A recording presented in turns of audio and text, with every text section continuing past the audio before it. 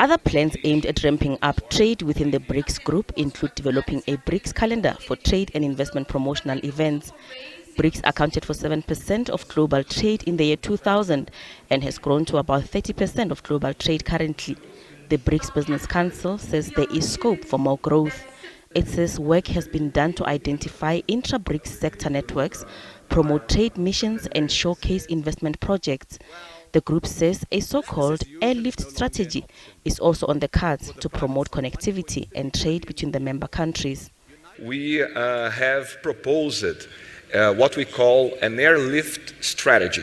An airlift strategy will be a comprehensive plan to make sure that we have air connection between the BRICS countries, because without air connection there is no flow of passengers, there is no flow of tourism, that negatively impacts the tourism, it affects cargo, it affects particularly the business people who are traveling, promoting business, investing and doing trade.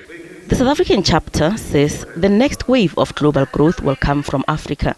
This as the continent diversifies and beneficiates its natural resources to take advantage of opportunities presented by the Africa Continental Free Trade Area and BRICS relations. We have now created a model for the world that moves us away from an extractive approach in terms of economic engagement towards a collaborative approach where we can all benefit. And why this is important for the African continent, we have the resources in abundance still in our continent, be it the human capital in terms of the youth that we have, be it in terms of the mineral resources or other natural resources. Business people attending the summit welcome the opportunities presented by BRICS. The airlift strategy in a nutshell is a strategy that seeks to connect currently the 5 members of BRICS.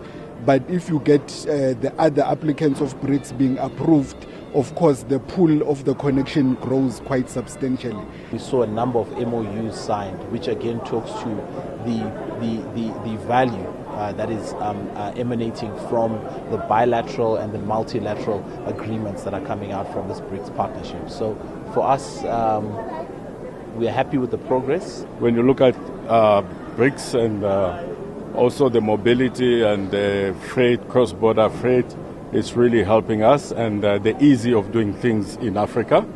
And I'm sure with the partners like India, Brazil, China and Russia, when coming together we know that Africa is going to be a powerhouse. The South African BRICS Business Council chapter says focus needs to be placed on infrastructure development to enable Africa to improve intra-Africa trade. Gloria Safakomo, SABC News, Johannesburg.